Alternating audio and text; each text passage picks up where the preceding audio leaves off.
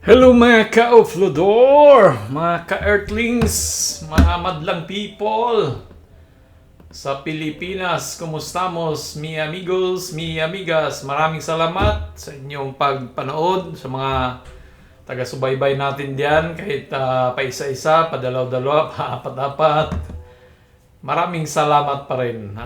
Tapos sa mga subscriber, kung bago ka pa lang sa ating channel, huwag kalimutang mag-subscribe. Gusto mo bang yumaman?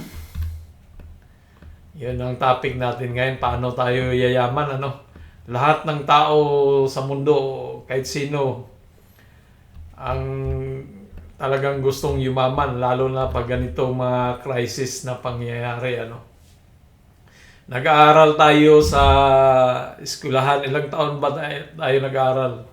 Sa panahon ko, grade 6, elementary 6, sa high school 4, college 5 years, so 15 years akong nag-aaral. Kasi ang sabi ng teacher, ang sabi ng mga magulang natin, mag-aral ka ng mabuti para ikaw ay makahanap ng magandang trabaho at mabiling mag-abroad at ikaw ay yayaman. Ganon yung mga sabi-sabi. Na ang pagtrabaho daw paraan para yumaman, pero napakalaking napakalaking kamalian pala, na kung ang sahod mo lang ang inaasahan mo para yumaman ka ay maling-mali eh. Kaya nga tayo nag-abroad kasi daw nangarap tayo na mapagaan yung buhay natin. Although may nakita naman tayo sa pag-abroad, napatapos natin mga anak, nagpagawa ka ng bahay, nakabili ka ng sasakyan, mga materialis. Pero yun nga tumantanda tayo sa abroad eh. Ako nag-umpisang mag-abroad sa Middle East, 27 years old. 55 na ngayon, nandito na pa rin sa abroad. So, dahil sahod lang inasahan eh. So, hindi natin alam kung anong paraan bilang empleyado, hindi pa natin alam kung anong paraan para mapadali yung pagtrabaho natin dito sa abroad. So, ako 3 years ago ko lang nalaman na may paraan pala na pwedeng habang nagtatrabaho ka, meron kang negosyong ginagawa na nasa negosyo na walang kailangang tao, sarili mo lang, nandito ka lang sa hindi online business. Online din to, pero hindi to bintahan o magpapahirap-hirap ka. Dito pala, may mga paraan na hindi lang sa atin na itinuro, sana high school pa lang tinuro, tayo, tapos college, mayroon ding subject dapat na ganito para pag nag-abroad ka na, may kapuhunan ka na, mapadali yung buhay mo, mas lalo, yung sa abroad kasi, yung nagtatrabaho ka sa Pinas, 10 years, sabihin natin 10 years, bago ka magkaroon ng, makabili ng lupa, dito sa Saudi, sa abroad, 2 years, pwede ka na 1 year lang, mangutang ka na ng bangko niyan, pwede. Makabili ka na ng lupa, makapatayo ka na ng bahay, gano'n, di ba? So, yun yung doon, advantage sa abroad naman, Pero, maliban doon, mayroong paraan na mapadali yung pagtatrabaho mo sa abroad na hindi ka tatanda. Katulad ko, 55 na, nandito pa rin at wala pang balak na umuwi kasi hindi pa medyo wala namang magawa sa Pinas eh, wala nang gagawin eh. So, habang may trabaho pa naman dito, dito lang muna. Hindi pa naman tayo pinapauwi. So, ito yung paraan na, isa sa paraan na medyo mapagaan yung trabaho natin na hindi lang tayo sa sahod umaasa. Nakikita niyo naman yan sa screen eh. Ay, hindi yan. Crudo yan. Ang presyo pala ng crudo is 91.75. So, siguro baka pababa pa to or kasi medyo may sabi ni Trump yung Strait of Hormuz daw blockade daw niya. So, yung mga barko doon na kung nagbabayad ka sa kabila, hindi ka pwedeng dumaan. Ganon yung gagawin niya daw eh. So, mayroon na silang napagkasunduan sa kabila. May mga points lang na hindi pa na yung napagkasunduan, So, yan. Tuloy tayo sa anong paraan para yumaman ka. So, history muna tayo. Pag-usapan natin itong mga Cusco companies. So, istoryahan mo natin sino ba si Cusco, ano ba si Cusco, para may knowledge din tayong mapulot, So, pag nagdito ka sa may maraming kang matulot na So, ang Cusco pala ay Diversified Holdings siya company. So, yan yung mga niya, retail, grocery, liquor, oil mining. Ang may-ari niyan is mga kaya Cusco. So, mga ang nito, ang may-ari, founder, Luis Cu Chiquiat, tapos mga key people, yan, mga kuko, mga anak-anak na siguro yan. So, itong Cusco pala, meron siyang kung narinig mo yung Pure Gold at saka S&R, kay pala yan, kay Cusco pala niya, Pure Gold, S&R, tapos yung keepers naman sa mga alak yan. So, narinig mo, alam mo naman, mas kilala mo to si Pure Gold, kaysa kay Cusco at saka kay Keepers, Si S&R, kilala din to, pero si Pure Gold ang mas lalong, medyo sikat. So, siya yung pinaka-mother na company niya, tapos meron siyang mga sub-businesses na Pure Gold, S&R, Keepers, ganun. So, kaya tinawag na Cusco Capital. So, pag-aralan natin naman ang stocks ni Cusco. So, ito yung sinasabi ko na paraan na pwede kang yumaman dito sa habang nagtatrabaho ka, nasa abroad ka nagtatrabaho, kada buwan maglaan ka ng savings mo, ibili mo dito sa mga company na mga medyo kilala, So, sa mga tayo sa mga blue chip tayo companies nag-trade, So, Philippine Stock Investment tayo, nasa Philippine Stock Exchange. So, mag-invest tayo dito habang nagtatrabaho tayo at kumikita habang nagtatrabaho pa rin. So, may dalawa ka nang kinikita, hindi lang sahod ang inasahan mo, So, may sahod ka at may kinikita ka rin dito sa mga company stocks. Hindi po to siya scam kasi marami sa ating mga OFW, mga Pilipino, natatakot pag ganito na, malaking kikita ka ng 5%, 10%, ganon. So, ang nasa isip, scam na kaagad. Hindi po to siya scam, So, pero bagong lahat, kung bago ka sa aking channel, huwag kalimutan, pakipindot ang subscribe button, katulad yan, pag makikita kang subscribe, pindutin mo na rin yung bell button, So, tuloy tayo. Yan. So, pag-usapan natin si Cusco. Si Cusco may dalawang companies na andun sa kanya na nasa Philippine Stock Exchange din, So, pwede mo siyang bilhin. So, isa si Pure Gold at si Keeper. So, dito muna tayo sa mga anak niya. Si Keeper muna ang ating pag-usapan. So, si Keeper is isang holdings o part ng ay Cusco na nagbibinta ng mga alak. So, yung nila dito is the company, hindi dito nakalagay dito sa baba yata. Hindi basta dito sa Keepers yan, Wine and Liquor Distribution, si the Keepers. So, siya yung sa mga alak, bakit ka bumalik diyan? Sa mga alak, siya yung tawag nito,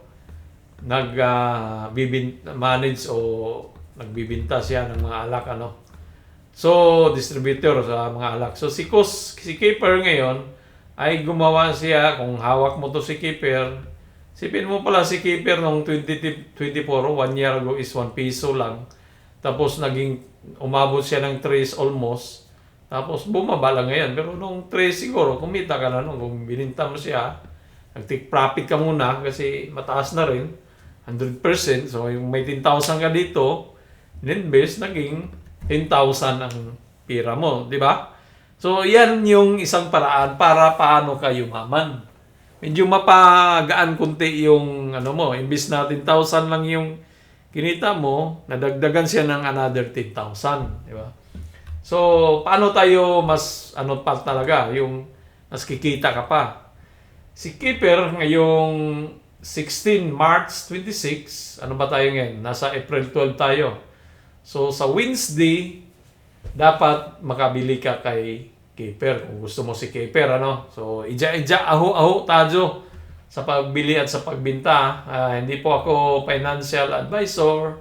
Ako po isang OFW na nagsusumikap na medyo kumikita naman yung ating pinaghirapang pera, no? So, si Keeper, mamigay siya ng 0.12, medyo maliit, ano, kung may 1,000 share ka, so nasa 120 pesos lang yung matanggap mo. So, kay Keeper, 0.12 lang. Matanggap mo yan sa, tawag nito, yung 7 of me ang bayaran noon. So, yan siya. Kung may malaking ang pira, kikita ka, di ba? Kasi may dividends siya, namimigay siya ng dividendo din. Pero ito si Keeper, parang isang bisis lang to siya namimigay sa isang taon. Yan, isang bisis lang. Tsaka medyo maliit. Kasi, depende sa kinita din siguro yan. So, si Keeper ngayon, ang ano natin, nagpo-form siya ng ball plug. So, huwag mo nang malis, hindi pa tayo tapos para pag-usapan natin na paano kayayaman pa rin. Ano? So, pag ganitong mga pattern, ganyan, ang ano daw nila ay sa mga eksperto na, nasaan yung isang line? Hindi niya, nawala. So, yan daw si Keeper. Pag nag-breakout dito sa top natin, itong trend line natin nasa ibabaw. Pag na-breakout niya yan, itong plug pull na to, dadalhin lang niya yan sa taas. So, para may sukatan ka kung ano yung target price niya dyan. Diyan lang muna. So, kung ma-breakout to niya, yung trend line natin, so, ang target price daw niya is nasa 4. So, wala tayong mga ano sa broker natin . So, yun yung ano natin, 4. Pero kahit ano lang muna, dito, kahit na 2.8 lang muna ang pag-usapan natin, maging realistic tayo, maging totohanan, ano. So, nandito sa ano, kung titingnan mo, pagdating dito sa bottom line na yan, bumabalik siya . Nag-bounce back ang presyo . Tingnan mo. Dito, di ba? Tapos, meron siyang, tawag nito. So, merong, ano, diyan ba, hindi siya tumuloy. Dito lang siya. So, dito, gumawa siya ng consolidation. So, kung makita niyo yung line na green na yan, consolidation yan sa bottom. Tapos, dito sa taas, may pula yan dyan . Nakakabira lang sa dilaw. Yun yung consolidation line naman. So, ibig sabihin na to, para tumuloy yan si Keeper sa taas, itong, si Keeper, Keeper pala to, itong si Keeper, ay kailangan i-break out niya itong pula na yan. So, dapat, puro tayo break out ito. So, dapat magganon yan. So, minsan, dahil may resistant yan, magbabounce naman yan siya. So, itong dose na yan dito, yan naman ang maging support. So, pwedeng gumanon yan si Keeper, ano. So, so yan yun si Keeper. Bullish na bullish siya ngayon . Kasi, bakit ka mo, marami nang bumibili pa dito sa mura pa dahil nitong 0.12 na dividends. So, sa mga malaking kapital, maraming kapital, yung mga APAM, yung mga foreigners, sila yung bumibili dito, humataw. Tingnan mo, malaking volume . Nandito may malaking volume. Millions . 4 millions. Ibig sabihin, maraming pumapasok dahil sa dividendo na ibibigay. So, si Keeper is, kunwari, ikaw ay bumili dito at mahitong dito sa taas na to, ikaw ay kikita ng 13%. Sabihin natin 10% para ano. So, yan yung isang paraan paano yumaman. 10% lang pinag-usapan muna natin. So, sa 10,000 mo, meron kang 1,000 pesos na tubo. Di ba? So, ganun lang siya. So, ilang araw lang yan. Kung magtuloy-tuloy na aangat, kung wala na talagang gulo, aangat tong na to . Bulis na bulis . Malaking kandila. So, ang dito lang sa talaga, sa Philippine stock market, kailangan mo lang habaan ng pasensya mo, di ba? Para kumita ka. Kasi minsan magkunso-kunso yan siya dito, kunso-kunso matagal, 2 buwan. Ilang buwan ba yan? August, May, so 3 buwan. 4 na buwan bago siya humataw, ano. So ito 1 taon to. So yun, ganun ang ano, parang nag-iipon ka lang din dito eh. So yan yung isang paraan paano ka mapadali yung tatrabaho mo, medyo hanggat maaari na ano na yung kinikita mo na siya na yung bubuhay sa iyo kung lumalaki na yung kapital mo, ano. So tayo nag-umpisa pa lang tayo is kaya wala pa, kailangan pa natin kumayod. So kaya ano, ito si Keeper bullish na bullish to kasi nag-form siya ng bull plug. So ang ano diyan 4 ang ano natin. Para maniwala kayo na hindi ako gumagawa ng ano pattern na search natin yung bullish plug. Bullish plug pattern na ganun yung takbo niya. Yan na lang ang ano eh. A bullish plug pattern is a continuation chart formation signaling temporary consolidations with blah blah blah. So ito yun, no, yung plug pole. So si Keeper, ito yung gumatay ng plug pole, di ba? O yan. Plug pole, tapos yung plug, ganyan. Yan yung plug. So ito yung plug ni Keeper. Yan plug. Tapos, yun, umangat siya doon, yung target price niya dito. So, marami yan dito. May mga illustration na, yan, no.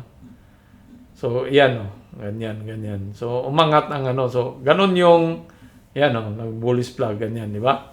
So, hindi yan hula-hula yung ginagawa ko. Mga gawa na yan ng mga eksperto. Pinag-anuhan lang natin. Sinusundan kasi sila yung nauna eh. So, yun yung ano natin kay 4 yung target price natin kay Keeper. So, bago pa lang to si Keeper, 2022 nag-umpisa. Yan. So, kung nag-umpisa ka nag-umpisa ka dito, tinatamad ka kasi kunso-kunso lang. Pero talaga magtiyaga lang ka dito kay sa mga stocks. Ano? So, hindi to ibig sabihin na pinupursige kayo, inano ko kayo, binigyan ko ng na bili kayo, nasa inyo na yan. Kanya-kanya kaya tayo. So, wala akong pakialam sa ano nyo, gusto. Kayo na ang bahala. So, yan yun si Keeper. Next naman is si Pure Gold. Ang pag-usapan natin si Pure Gold. Ano? Si Pure Gold din, so isa din to na paraan na para mapadali yung ano mo, pagyaman. Gusto mong yumaman, ano? So, tulad dito, baguhan ako dito, si Pure Gold, dito natin tinitrade yan. Umagsak siya, wala na eh. Nawala na akong gana, hindi na ako bumili. Pinabayaan ko lang yun kasi bagsak naman eh. Pinabayaan ko lang. Pero, after 2 years yata dito, 1 year, almost 2 years, dito naibinta natin siya dito tayo kumita banda eh. Kasi nahit na niya yung target. So, nung kumita ko, bininta ko na eh. Kumita ko ng medyo mga 20,000 siguro yun. Na tinubo ng pera ko. So, di ba? Yung kaysa nilagay mo lang yung pera mo sa bangko, wala kang kikitain. At least dito sa Philippine stock market, kikita ka. So, isa sa paraan to na medyo mapadali yung angat ng buhay mo. So, kung marami ka ng kapital, is mapabilis ang pagyaman mo kung yan ang gusto mo talaga sa buhay mo na maging mayaman. Ano? So, kailangan natin mag-invest, magnegosyo. Walang yung mayaman sa trabaho talaga. Tumatanda lang tayo dito sa abroad, hindi tayo yung mayaman. So, sa akin, ilang taon na ako Samantalang nag-umpisa ako mag-abroad is year 1998. So, kung 1998, so, nag-abroad na ako, wala pa si Pure Gold pala. Pero kung alam ko yung nalaman natin sa estudyante pa tayo, alam natin na mayroon tong ganitong stock. So, diyan, pwede mo siyang bilhin, di ba? Nag-umpisa siya dito, kumita ka na, nag 300%. So, dito lang, medyo tatamarin ka dito kasi konso-konso siya diyan. Dito baba, na dito naman. So, dito talaga, medyo pahabaan ng pasensya. So, si Pure Gold naman ay gumawa din to siya ng plug, bullish plug dito, may ganun. So, ganun pa rin yung target price natin doon. Sa taas pa rin papunta. Pero may target price tayo sa mga broker natin. So, wag na natin pahirapan yung sarili natin. 47, 48 naman, ano. So, yan ang target price natin kay Pure Gold. So, wag muna, tapusin muna natin to eh. Hindi pa natin napag-usapan si Cusco eh. So, ito naman si Cusco, dati ang ano natin, si Cusco naman, ang ano natin dito, bilang na mag-ganon-ganon yung presyo niya, akyat. So, umakyat nga siya, pero hindi nasunod yung ano natin, dito lang siya konso pala, no? Hindi siya dumiretso, doon siya nag-ano. So, tanggalin natin muna yung mga drawings na yan. Para medyo malinaw.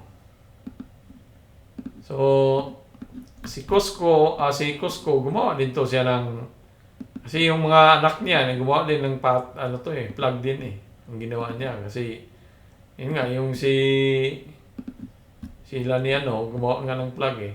So, ganyan yung ginawa niyang pattern, ano. So, dalhin lang natin yan.